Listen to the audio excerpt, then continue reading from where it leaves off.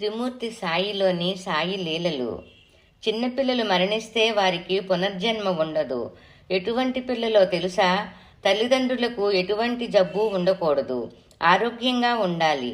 శిశువు కూడా ఏ రోగము లేక దృఢ శరీరము కలిగి ఉండాలి. అటువంటి బిడ్డ మరణిస్తే పునర్జన్మ లేదు. 15 సంవత్సరాల లోపల మరణిస్తే ముక్త జీవులవుతారు. ఎందుకంటే ఆ వయస్సు లోపు వారిలో కామక్రోధాలు చోటు చేసుకోవు.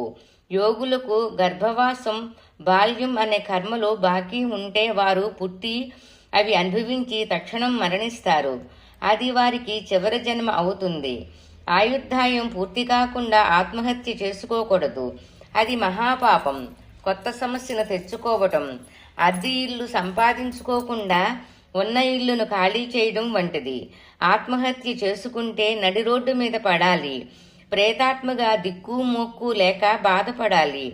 మానవుడికి తన యావజ్జీవితములో నిజంగా 1 గంట మాత్రమే ఆనందం లభిస్తుంది.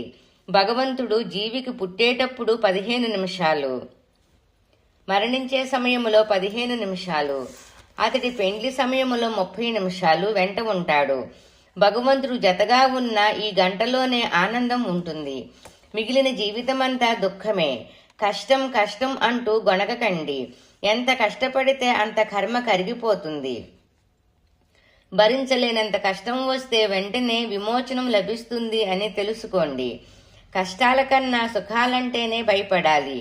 కారణం సుఖం పూర్తి కాగానే కష్టం సిద్ధంగా ఉంటుంది. భార్య పతివ్రత అయితే భర్తకు గండాలు తప్పుతాయి. ప్రసాదం కొద్ది కొద్దిగా కాదు, ఎక్కువ ఎక్కువగా పెట్టండి.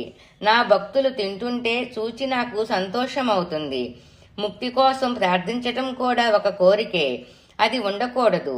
అందుచేత దేనిని కోరకుండా సదా నన్నే జ్ఞాపకం ఉంచుకుంటే ముక్తి తానంతట తానే లభిస్తుంది. దేవుని పూజించే స్థలం అదే పనిగా మార్చకూడదు.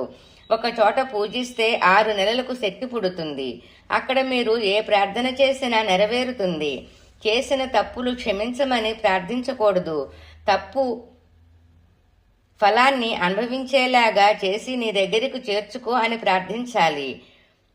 క్షమించమని అడిగితే అవి మీకు అడ్డుగా మారతాయి. మీరు పగడపూట ఎంతసేపు జపధ్యానాలలో గడుపుతారో రాత్రి అంతసేపు జీవాత్మ పరమాత్మతో ఐక్యమవుతుంది. ఆ విధంగా చేస్తూ వస్తే మనసు కాలక్రమేణా జపధ్యానాలలో ఎక్కువ కాలం స్థిరంగా ఉంటుంది. ఓం శ్రీ సాయినాథాయ నమః.